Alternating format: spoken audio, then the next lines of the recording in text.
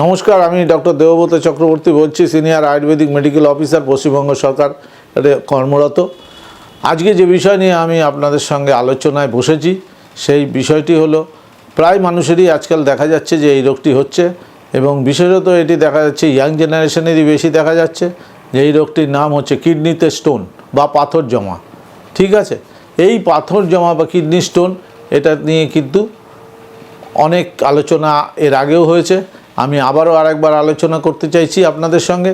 অনেকেই এই বিষয়ে ওয়াকিবহাল আছেন যে কিডনি স্টোন সাধারণত আমরা দেখি যে পরিমিত আহার এবং পরিমিত অনিয়মিত জীবনযাপন বা লাইফস্টাইল বা মডিফিকেশান ঠিকমতো না থাকলে তার ক্ষেত্রে এই রোগটি দেখা যায়। কারণ পরিমিত যদি প্রত্যেক দিন যেই পরিমাণে জল পান করা উচিত আমাদের একজন প্রাপ্তবয়স্ক পুরুষ এবং মহিলার, সেক্ষেত্রে কিন্তু যদি না করে এবং যে রাত্রি জাগরণ করে এবং এই ধরনের যে জিনিসগুলো রয়েছে তার মধ্যে দিয়ে যদি হয়, এবং এই ক্ষেত্রে তার সঙ্গে অঙ্গাঙ্গি জড়িত আছে ইউরিক অ্যাসিড। ইউরিক অ্যাসিডের জন্য অনেক সময় কিডনিতে স্টোন জমে। নিয়মিত যদি প্রস্রাবে ইউরিন যে পরিমাণে কিডনির থ্রুতে যেভাবে বেরোবার কথা, নির্গমন হওয়ার কথা, সেইভাবে যদি নির্গমন না হতে পারে, তারপরে ধীরে ধীরে পাথরের আকার নেয় এবং কিডনিতে আমরা স্টোন দেখতে পাই আল্ট্রাসোনোগ্রাফি করলে।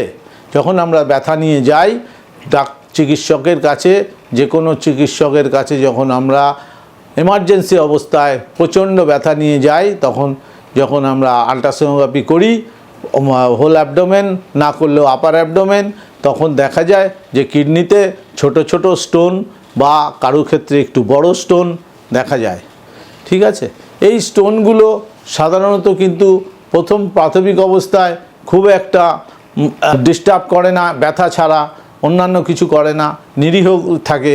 কিন্তু কখনো কখনো যদি এই স্টোন অন্যান্য বিভিন্ন রকম রূপ ধারণ করে, যেমন কিছু স্টোন আছে হর্নি বলা হয়, কাটার মতো, সেটা যদি কিডনির ভিতরে গেঁথে যায় তাহলে তাকে কিন্তু চিকিৎসার মাধ্যমে বার করা বা আমাদের ওষুধের মাধ্যমে বার করা বা গলিয়ে দেওয়া যে বলে, সেটা করা কিন্তু মুশকিল। আয়ুর্বেদিক মতে হয় চিকিৎসা করতে হয়, দীর্ঘ সময় লাগে একটু, কিন্তু সাধারণ যে স্টোনগুলো হয়, ক্রিস্টাল আকারে যে স্টোনগুলো থাকে, সেগুলো প্রথমে আমরা তাদেরকে বলি, প্রচুর দেখা যায় যে সমস্ত রোগী আসে তারা পরিমিত জল পান করে না, তো সেই জলটা পান করতে বলি।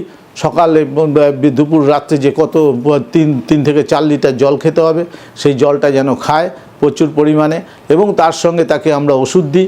আমাদের যা যা আয়ুর্বেদিক ওষুধ আছেন সেইগুলো খুবই কার্যকরী ওষুধ।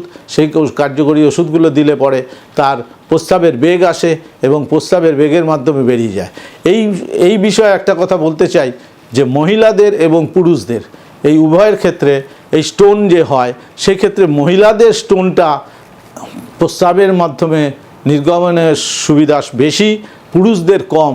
কারণ পুরুষদের যে প্যাসেজ, সেই প্যাসেজটা স্টোনটা যে বেরিয়ে আসবে কিডনি থেকে, তো সেই আমাদের প্রস্রাবের নালী দিয়ে, তাতে আমাদের পুরুষদের উপরালার সৃষ্টি, সেই নালীটা সরু, আর মহিলাদের যে আছে সেই নালীটা একটু চওড়া, যার ফলে তাদের পাথরটা সহজেই বেরিয়ে যেতে পারে মহিলাদের ক্ষেত্রে। এটাই উপরওয়ালা তাদের ব্যবস্থা করে রেখেছে মহিলাদের জন্য।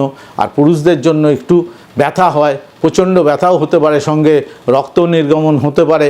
কিন্তু যদি ছোট থাকে 18 mm বা 20 mm যদি নিচে থাকে, সেক্ষেত্রে পুরুষদের বেরিয়ে যেত। কিন্তু 20 mm বেশি হলে সেক্ষেত্রে কিন্তু পুরুষদেরও ওষুধের মাধ্যমে বার করাটা কঠিন হয়ে পড়ে। তখন শল্য চিকিৎসকের বা সার্জারির পদ্ধতি অবলম্বন করতে হতে পারে। কিন্তু প্রাথমিক অবস্থায় যদি আসে, প্রথমেই একদিনে তো একটা স্টোন 20 মিলিমিটার হয়ে যায় না, তার অনেক সময় লাগে। সময়ের মাধ্যমে সেটা হয়।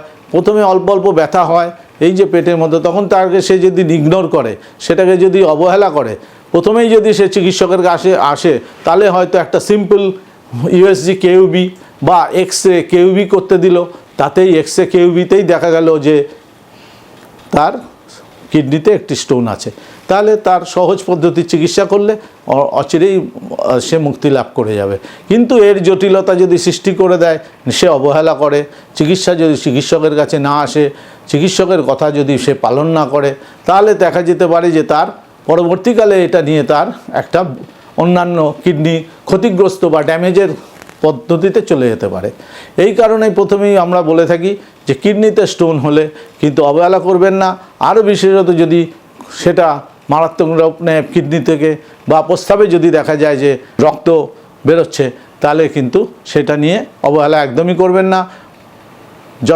যত শীঘ্র সম্ভব চিকিৎসকের পরামর্শ নেবেন এবং পরামর্শ মতন ওষুধ খাবেন আর খুব দ্রুত আরোগ্য লাভ করবেন।